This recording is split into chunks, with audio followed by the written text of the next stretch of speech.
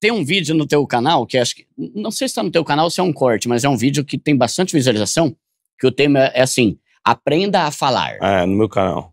Por quê? Por que isso é tão importante?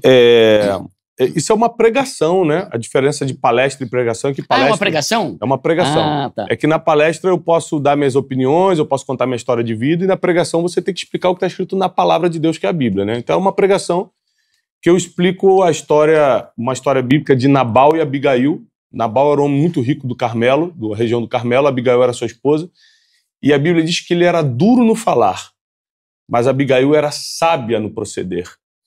Então, numa negociação com Davi, que na época não era o rei de Israel, mas já tinha seu exército, o grande rei Davi de Israel, Nabal fala de um jeito muito duro com o exército de Davi, e Davi dá ordem para matar todo mundo.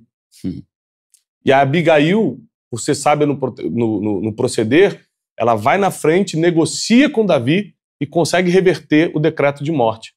Então, nessa pregação, eu explico o seguinte: o jeito que você fala pode atrair morte ou ressuscitar a vida na tua família, nos teus negócios. Então, é uma pregação, ou seja, uma exposição bíblica, mas sobre a importância das palavras, a importância de como você fala. Tá. E toda pessoa bem-sucedida, Edu, fala bem.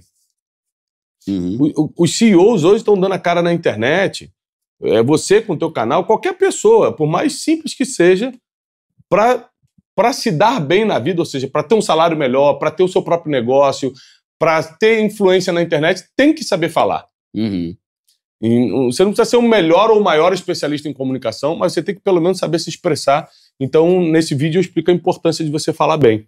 Tá, e isso é uma coisa que você aprende nos cursos que você fez também, de coach, essas coisas?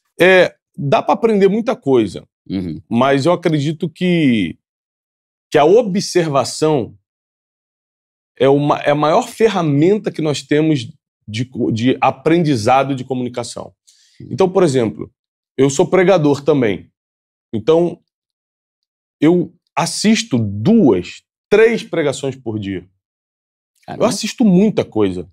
Eu, como palestrante, eu assisto TED Talk, eu assisto os maiores palestrantes do mundo, eu fico assistindo. Porque, assim, não tem nada que substitua a observação. Quando você começa a observar, você fala, olha, ele mexe a mão, ele muda o tom de voz. Então você tem que ter um mínimo de inteligência para observar, né? Mas é lógico que se você fizer um curso vai te ajudar, se você fizer uma mentoria de comunicação vai te ajudar, mas a observação é o mais importante de tudo. Isso aí tem a ver com uma frase que, se não me engano, também é do Dinheiro Emocional. Inclusive, galera, estamos soltando aí 10 aí, hein? Mas garanto esse livro aqui que é muito bom, ainda mais agora a versão que está atualizada.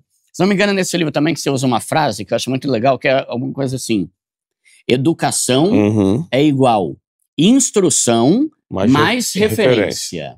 Tem a ver com isso? Exatamente. Por exemplo, para você ser educado em alguma coisa, você tem que ser instruído primeiro e depois ter uma referência para seguir, que é a observação. Então, o que é você entrar num processo de educação? Você ter instrutores e referência. Porque se eu tiver só instrução, mas não tiver referência para seguir, eu não tenho a continuidade. Então, é muito importante que uma pessoa que hoje tem a oportunidade de passar por um curso, depois faça uma mentoria, porque no curso ele tem a instrução, na mentoria ele vai ter a referência. É isso aqui. Então, nós estamos na década das mentorias. É uma moda, vai passar, mas é uma moda que está servindo para muita gente. E quando passar essa moda, vai surgir uma bem parecida, porque antes era os cursos, depois era as assinaturas online, aí depois era o coaching, aí depois era não sei o quê, depois era o andar na brasa. Sempre vai ter algo que vai levar o ser humano para instrução e para referência. Instrução e referência, sempre.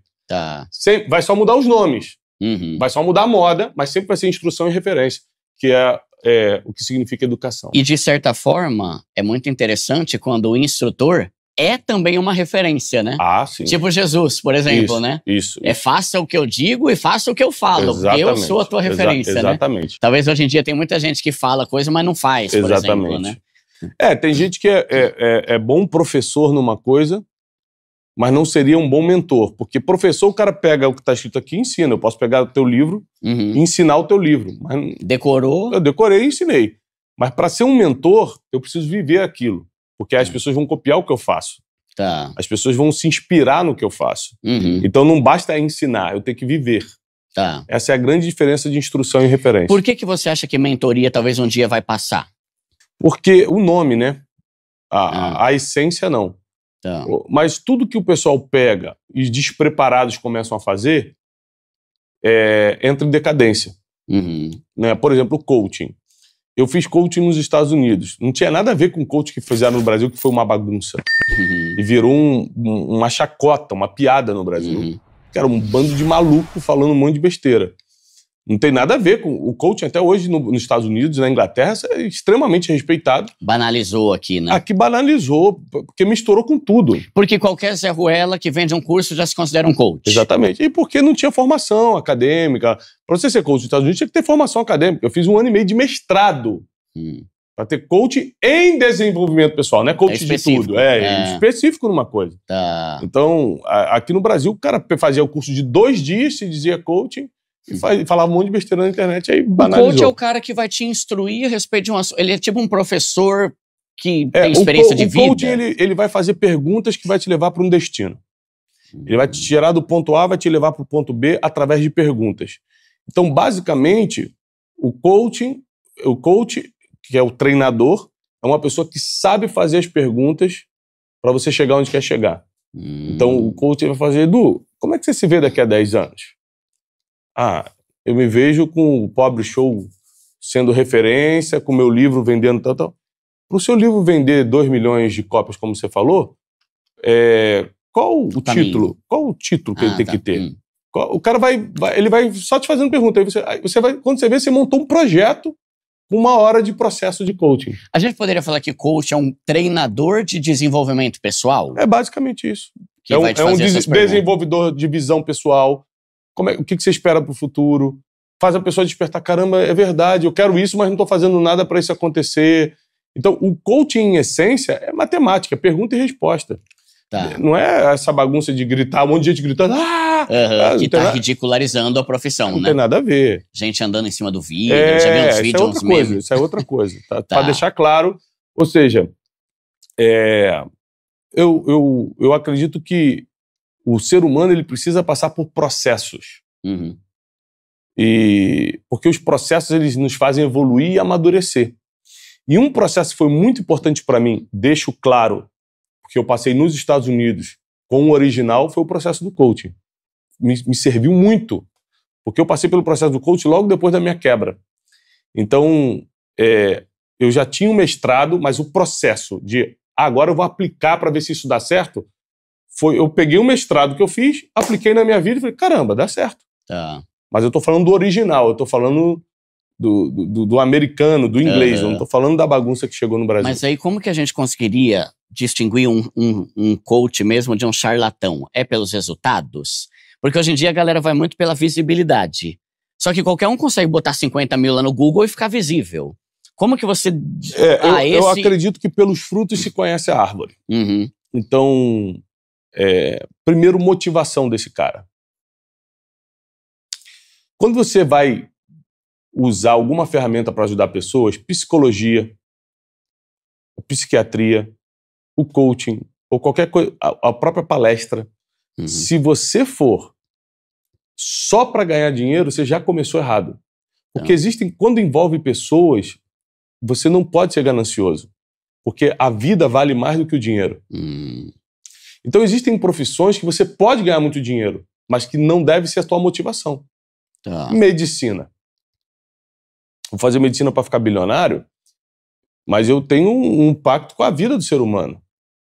Então existem profissões, como, por exemplo, o psicólogo, que ele tá muito mais preocupado com o estado mental da pessoa do que com o preço da sessão, da consulta. Né? Então, assim, existem profissões que são mais arriscadas quando você é ganancioso. Então, e profissões que mexem diretamente com o sentimento do ser humano são profissões que a gente deve procurar profissionais que estão mais preocupados com a vida do ser humano do que com o dinheiro que está ganhando. Tá. E tem aqui nesse livro também, você fala muito sobre propósito, né? Sobre coisas que são mais importantes do que o dinheiro, coisas que o dinheiro não compra. Coisas que o dinheiro não compra. Conta aí a história do pescador. É muito boa essa história, Não né? é boa? É, no final ele chega e fala, mas é exatamente isso que eu já tenho hoje. Se você tá curioso, lê o livro. No livro, O Dinheiro Emocional é um livro que eu escrevi há 11 anos atrás. Então é um livro que eu conto muito da minha perspectiva do cara que está saindo da pobreza e começando a alcançar alguma coisa. Então é um livro muito original, ele é muito sentimental, botei muito meu sentimento ali, é muito viveu. Eu escrevi palavra por palavra desse livro. Então é um livro que, se as pessoas lerem, elas vão entender que se elas dominarem suas emoções, elas governam o seu dinheiro. Quem domina suas emoções, governa o seu dinheiro. Quem não governa suas emoções é dominado pelo dinheiro. Uhum. Então é muito importante que a gente tenha governo emocional para poder ter paz financeira. Senão a gente nunca vai ter em paz com o dinheiro, nunca. Aí tem uma pergunta aqui que eu já vou adiantar, que lá você tem uma frase que é bem forte, inclusive, que é: a maioria das pessoas usa o dinheiro para tentar cobrir as dores da alma. Esse e lá você fala sobre compensação. O ostentador, o cara que só usa marca, que a marca é mais importante do que a qualidade da roupa, por exemplo. É uma pessoa que está tentando cobrir algum vazio. Ele foi humilhado na infância, Que é a compensação. É a compensação. Eu fui tão humilhado que agora vão ver quem é que eu sou. Isso é um problema de identidade. Eu tenho um problema comigo mesmo, eu não sei quem eu sou, e eu preciso afirmar isso através do dinheiro ou do poder. Tá.